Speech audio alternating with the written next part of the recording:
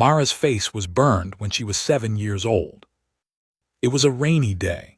The river had swollen beyond its banks and torn through the village like something alive and angry. Her father pulled her out of the churning water, but a burning log swept up by the current struck her cheek before he could carry her to safety. She lost consciousness. When she woke, it was dark, and there was cloth wrapped around her face, and her father's rough hand was holding hers. The wound healed, but the scar stayed. A deep, silvery ridge running from just below her left eye down to the corner of her jaw, like a second river carved into her skin. Her father never once looked away from it. He sat with her every day, ate with her, talked with her, as if nothing in the world had changed. The first time Mara saw her reflection in the still water of the well and went quiet, he crouched beside her and said softly, "You are still the most beautiful thing I have ever seen." She believed him, because she was 7 years old and fathers do not lie. Then the war came. Her father left with the other men of the village when the soldiers arrived. He kissed her forehead, pressed his warm palm against her scarred cheek and said, "I will come back." No letters came after that. No word of any kind. 2 years passed in silence, and the silence was its own kind of answer that Mara refused to accept.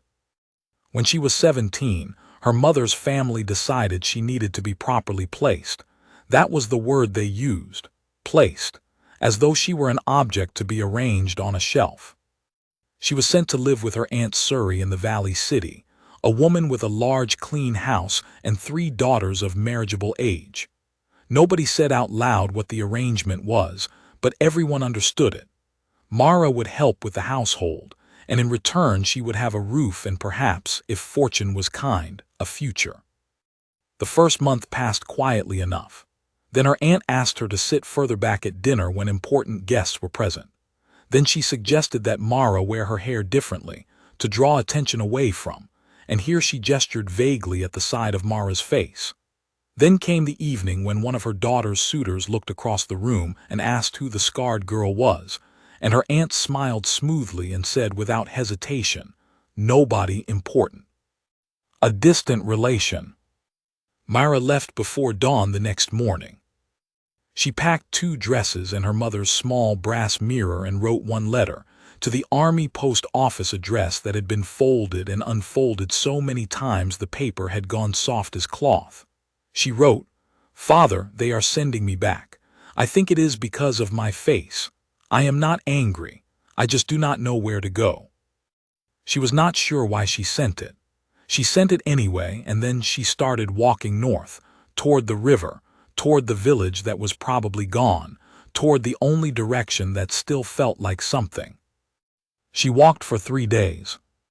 On the first day, a farm wagon carried her as far as the crossroads, and the farmer's wife gave her bread and dried figs, without once looking at her face in a way that made her flinch. On the second day it rained, and she sat under the overhang of an abandoned building, and pressed the heels of her hands against her eyes and breathed until the tightness in her chest became bearable. On the third day the road curved down into the valley, and she began to recognize things: the shape of a hill, the bend of a stream, the distant smoke of a village she had known as a child, and her feet moved faster without her telling them to. She was less than an hour from the old village when she heard someone call her name. She stopped walking. The voice came again, hoarse and uncertain, but with something in it that reached inside her chest and pulled. She turned. He was leaning against a fence post at the side of the road, thinner than she remembered, with a beard he had not worn before and a new hollowness under his eyes. His left arm was in a sling. His uniform was travel-worn and missing a button at the collar. But his eyes were the same. "Mara," he said again, quietly, like a man testing whether a word he has feared losing is still real. She did not remember crossing the distance between them. She only remembered the feeling of his one good arm pulling her against his chest, and the sound of his heartbeat, steady and real and here, under her ear.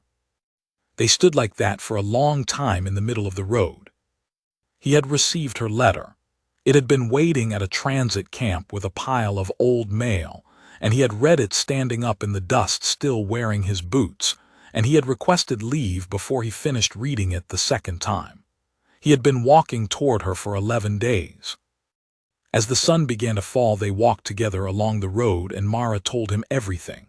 She told it plainly, without extra emotion, laying each fact down like a stone. Her aunt's house, the dinners, the remark, the morning she left. Her father listened without interrupting. Once a muscle in his jaw tightened and then went still.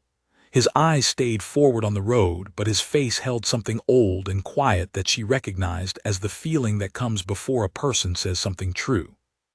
When she finished, he stopped walking. He turned to face her fully, and he reached out with his good hand, and gently, with 2 fingers, touched the edge of her scar the way he used to when she was small, tracing it carefully, without flinching, the way you trace a river on a map. "Do you know what a war medal is?" he said. She looked at him. "It is a small piece of metal," he said, "that they give you to mark that you survived something that tried to kill you. That is all it is. It means, this person faced something that wanted to destroy them and they came through the other side. That is the whole meaning of it." He pressed his palm gently against her scarred cheek. She did not pull away. "This is yours," he said. "You were 7 years old and the river came for you and you fought it and you survived. This is your mark. This is your medal." His voice was steady, but his eyes were not. Anyone who looks at your face and sees something to be ashamed of is not seeing you. They are only showing you who they are. The tears came then, slow and helpless. The kind that come not from grief, but from something being let go that has been held too long and too tightly. "I thought," she started. "I know what you thought," he said softly. "And I am sorry I was not here to tell you sooner. That is my failure, not yours. It has never been yours." She pressed her face against his chest and cried in a way she had not allowed herself since she was 7 years old on the riverbank, and her father held her, his chin resting gently on the top of her head, his heartbeat slow and steady beneath her ear.